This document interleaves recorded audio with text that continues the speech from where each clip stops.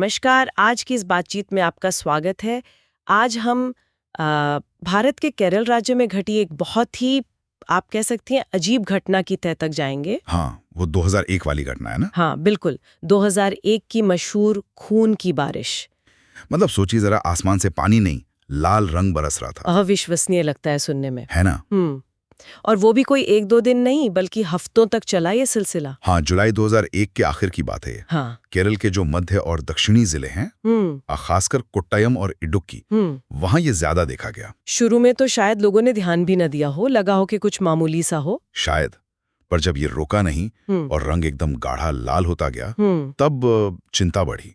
और कहते हैं रंग इतना पक्का था कि कपड़े, दीवारें सब रंग जाती थीं। जी हाँ, बिल्कुल। सफेद कपड़े तो समझिए गुलाबी या लाली हो जाते थे। हाँ। घरों की बाहरी दीवारों पर, जमीन पर सब जगह लाल धब्बे पड़ गए थे।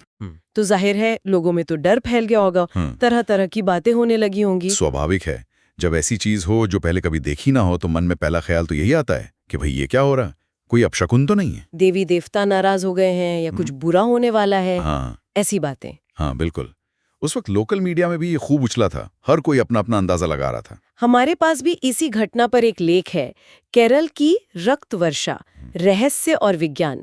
हम उसी के कुछ हिस्सों पर आज बात करेंगे। अच्छा, तो ये स्रोत क्या कहता है इस बारे में? हाँ, तो आइए इसी स्रोत के जरिए इस पूरी गुत्थी को, मतलब परत दर परत, खोलने की कोशिश करते हैं। देखते हैं कि शुरू में लोगों ने क्या सोचा, फिर वैज्ञानिकों ने क्या पाया, और ये मामला आज भी इतना दिलचस्प क्यों है। ठीक है, तो चलिए शुरू करते हैं। हाँ, करते हैं। तो सबसे पहले वो जो शुरुआती अटकलें थी, लोगों ने इसे अलौकिक क्यों माना, ये समझना तो आसान है।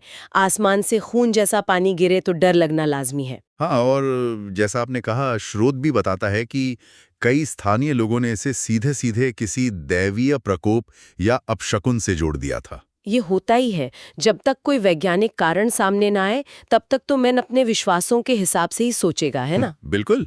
देवताओं का गुस्सा या कोई बुरी आत्मा का साया या भविष्य में कोई आफत आने वाली है, इस तरह की बातें आम हो गई थीं। और कुछ अटकलें तो और भी आगे की थीं। जैसे किसी ने सोचा कि शायद कोई उल्कापिंड फटा हो वायुमंडल में। हाँ, ये भी एक थियरी थी, उल्कापिंड के कणों से रंग बदला हो। और यहाँ बात रियली दिलचस्प हो जाती है। कुछ लोगों ने तो इसे एलियन से जोड़ दिया। अच्छा, एलियन से? हाँ। ये भी कहा गया कि शायद ये किसी दूसरे ग्रह से आए जीवन के कण हों। मतलब सोचिए कितना रहस्य गहरा गया था। सही बात है। और इसी सब के बीच जाहिर है वैज्ञानिक समुदाय भी सक्रिय हुआ होगा। हाँ बिल्कुल। भारत सरकार का centre for earth science studies यानी CESS और tropical botanical garden and research institute TBGRI, इन संस्थानों ने काम शुरू किया। तो पहला कदम क्या था? नमूने इकट्ठे करना। जी, वैज्ञानिकों ने उन इलाकों से लाल बारिश के पानी के सैंपल लिए और बारिश के बाद जो लाल कण जमीन पर या छतों पर जमा हो गए थे, उनके भी सैंपल लिए गए। फिर जांच हुई होगी उनकी। हाँ, और यहाँ दिलचस्प बात यह है कि शुरू में ही कुछ चीजें खारिज हो गईं। जैसे ये रेगिस्तान की धूल नहीं थी। अच्छा, वो भी तो कभी कभी रंग बदल देती है बारिश का। हाँ, पर ये वो नहीं थी। न ही ये किसी ज्वालामुखी विस्फोट का नतीजा था, न ही कोई फैक्ट्री का प्रदूषण। पानी में जो लाल कण थे उनको माइक्रोस्कोप से देखा गया। और क्या निकला उसमें? क्या था वो लाल रंग? नतीजा चौंकाने वाला तो था, पर उन एलियन वाली कहानियों से बिल्कुल अलग। वैज्ञानिकों ने पाया कि ये लाल रंग असल में हवा में तैर रहे एक खास किस्म के शैवाल, मतलब एल्जी के बहुत ही छोटे छोटे बीजाणु थे। स्पोर्स जिसे कहते हैं, शैवाल है, पर इसमें कैरोटेनॉइड पिगमेंट बहुत ज्यादा होता है। वही पिगमेंट जो गाजर में होता है ना, नारंगी रंग वाला। अच्छा। उसकी वजह से ये अक्सर नारंगी या लाल दिखता है। लेकिन ये शैवाल, ये तो पानी में या नमी वाली जगहों पर होता है ना, दीवारों पर, पेड़ों पर। ये हवा में इतनी ज्यादा मात्रा में कैसे पहुंच गया कि हफ्तों तक लाल बारिश हुई? ये बात थोड़ी समझ नहीं आई। हाँ, बिल्कुल सही सवाल है, और यहीं पर केरला की घटना की खासियत है। देखिए, ये जो ट्रेंथोपोलिया है, ये असल में एरियल शैवाल है। मतलब ये हवा में या जमीन पर पाया जाता है, पानी में नहीं उगता। ओह, अच्छा। ये ज्यादातर पेड़ों की छालों पर, चट्टानों पर या इमारतों की सतहों पर उगता है, जहां इसे नमी मिलती रहे। और इसके जो बीजाणु होते हैं, स्पोर्स, वो बहुत हल्के होते हैं, हवा से आसानी से फैल जाते हैं। तो मतलब? तो वैज्ञानिकों का मानना है कि 2001 में मॉनसून से ठीक पहले या उसके दौरान केरल के उस इलाके में शायद इन शैवाल की एक असाधारण ब्लूम हुई होगी। मतलब ये बहुत तेजी से और बहुत बड़ी मात्रा में पनपे होंगे। ओके। और फिर किसी खास मौसम की वजह से, शायद तेज हवा चली हो या कोई वायुमंडलीय विक्षोभ हुआ हो, उसने लाखों करोड़ों बीजाणुओं को उठाकर हवा में काफी ऊंचाई तक पहुंचा दिया। अच्छा, तो ये बीजाणु हवा में तैर रहे थे? ऊपर आसमान में। हाँ। हाँ, हवा में तैर रहे थे। और जब मानसून की बारिश हुई तो पानी की बूंदें बनते समय इन बीजाणुओं को अपने साथ नीचे ले आई। अच्छा। और क्योंकि इनकी संख्या इतनी ज्यादा थी, लाखों करोड़ों में, इसलिए बारिश का पानी पूरी तरह लाल हो गया। ये वैसा ही है जैसे हवा में बहुत धूल हो तो पहली बारिश मैली सी लगती है। यहाँ धूल की जगह शैवाल के लाल बीजाणु थे, और वो भी मतलब अविश्वसनीय मात्रा में। अरे वाह, ये तो सच में कमाल की वैज्ञानिक खोज लगती है। जवाब प्रकृति में ही था। बिल्कुल। लेकिन फिर भी, जैसा स्रोत भी कहता है, केरल की एक घटना बहुत खास मानी जाती है। ऐसा क्यों? सिर्फ रंग लाल था इसलिए? नहीं, सिर्फ रंग की बात नहीं है। दो मुख्य कारण हैं जो इसे खास बनाते हैं। पहला तो, जैसा आपने शुरू में कहा था, इसकी अवधि, ड्यूरेशन। हाँ, वो हफ्तों तक चली थी। जी, ये कोई एक दो बार की बारिश नहीं थी। जुलाई के आखिर से शुरू होकर रुक रुक कर सितंबर तक यह सिलसिला चला, करीब 2 महीने। इस तरह लगातार लाल बारिश होना अपने आप में बहुत अजीब था। 2 महीने वाकई बहुत लंबा समय है। और दूसरा कारण? दूसरा कारण था इसकी तीव्रता, इंटेंसिटी। ये कोई हल्का गुलाबी सा पानी नहीं था। कुछ जगहों पर तो बारिश इतनी गाढ़ी लाल थी कि वो वाकई खून जैसी दिखती थी। अच्छा। हाँ, और हमने बात की ना कि वो कपड़ों और इमारतों पर पक्के दाग छोड़ रही थी। अंदाजा लगाया गया कि हर लीटर बारिश के पानी में लाखों शैवाल कोशिकाएं थी। लाखों? कुछ वैज्ञानिकों ने तो ये तक हिसाब लगाया कि कुल मिलाकर शायद कई टन वजन के जैविक कण आसमान से बरसे थे। कई टन? ये तो अविश्वसनीय आंकड़ा है। अच्छा, अब अगर इसे थोड़ा बड़े पैमाने पर देखें, क्या दुनिया में और कहीं भी ऐसी रंगीन बारिश हुई है, या ये बिल्कुल अनोखी घटना थी? नहीं, देखिए, रंगीन बारिश की घटनाएं तो दुनिया भर में समय समय पर हुई हैं, तो इसे एकदम अनूठा नहीं कह सकते। स्रोत भी ये बताता है। अच्छा, और कौन कौन से रंगों की? इतिहास में पीली, हरी, काली, यहाँ तक दूधिया सफेद बारिश की भी रिपोर्टें मिलती हैं। अरे वाह, उनके क्या कारण होते हैं फिर? अलग अलग। पीली बारिश अक्सर हवा में परागकणों मतलब पॉलन या फिर रेगिस्तान से उड़कर आई धूल की वजह से होती है। काली बारिश कई बार औद्योगिक इलाकों में कोयले के कणों या भारी प्रदूषण से हो सकती है। हरी बारिश के पीछे भी कोई और किस्म का शैवाल या पराग हो सकता है। तो मतलब हवा में मौजूद कणों का बारिश के पानी में मिलना कोई नई बात नहीं है। तो फिर केरल वाली घटना में ऐसा क्या खास था, अगर रंगीन बारिश पहले भी हुई है? हाँ, केरल वाली कई मायनों में अलग थी। पहली बात, ज्यादातर रंगीन बारिश की घटनाएं बहुत कम समय के लिए होती हैं, शायद एक बौछार या ज्यादा से ज्यादा 1-2 दिन। केरल में ये हफ्तों चली। सही। दूसरी बात, कारण।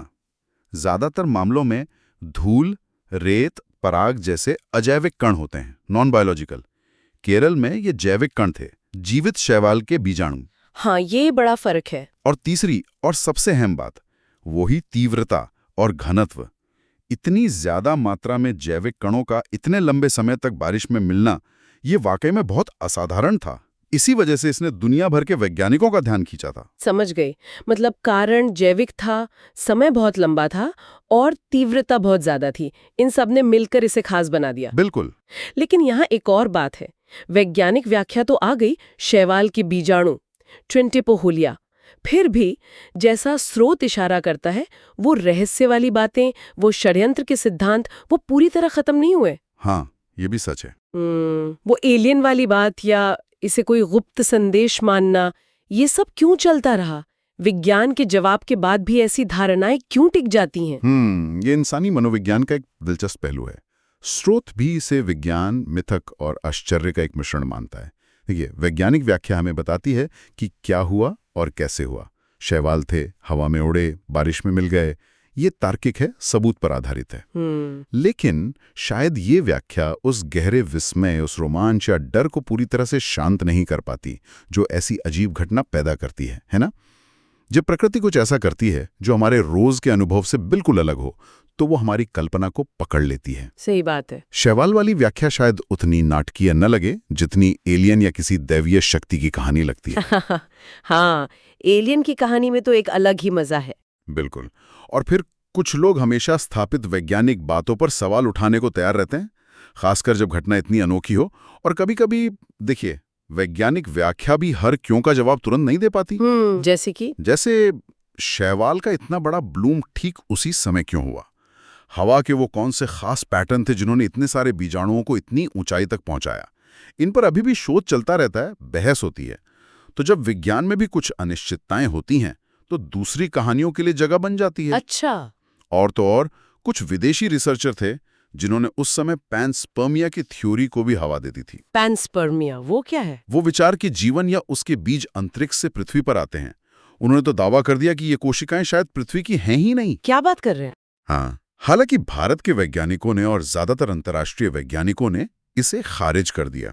उन्होंने ट्रेंटेपोलिया शैवाल की पहचान की पुष्टि की, पर इस तरह के दावों ने मामले को और रहस्यमयी बना दिया था उस वक्त। वाकई ये घटना दिखाती है कि कैसे एक प्राकृतिक घटना के आसपास विज्ञान, लोक कथा, डर, कल्पना सब एक साथ कैसे चल सकते हैं।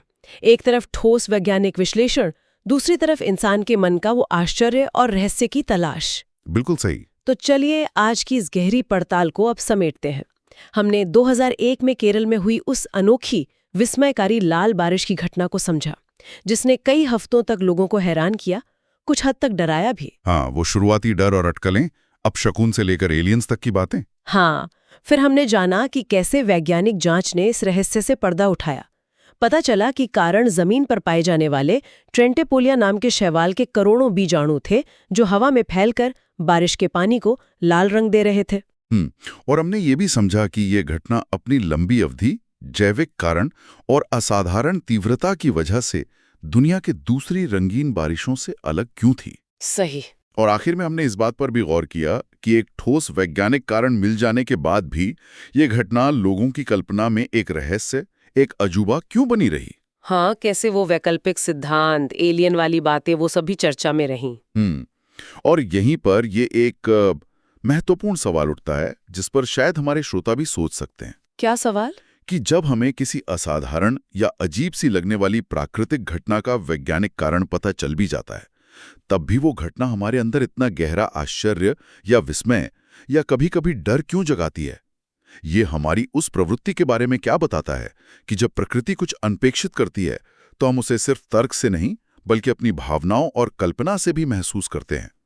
प्रकृति के ज्ञात नियमों और उसके अनजाने रहस्यों के बीच का ये जो तनाव है, ये हमें अपने बारे में क्या सिखाता है। वाकई ये सोचने लायक सवाल है। प्रकृति के अचंभे और उन्हें समझने की हमारी कोशिशें, ये हमेशा हमें कुछ नया सिखाती हैं, न सिर्फ दुनिया के बारे में बल्कि शायद खुद अपने बारे में भी। बिल्कुल। इसी विचार के साथ आज की ये बातचीत यहीं समाप्त करते हैं। सुनने के लिए धन्यवाद। अगर आपको ये वीडियो पसंद आई है तो इसे ज़रूर लाइक करें, कमेंट सेक्शन में अपना ओपिनियन बताएं और चैनल को ज़रूर सब्सक्राइब करें। मिलते हैं अगली वीडियो में, तब तक के लिए नमस्कार।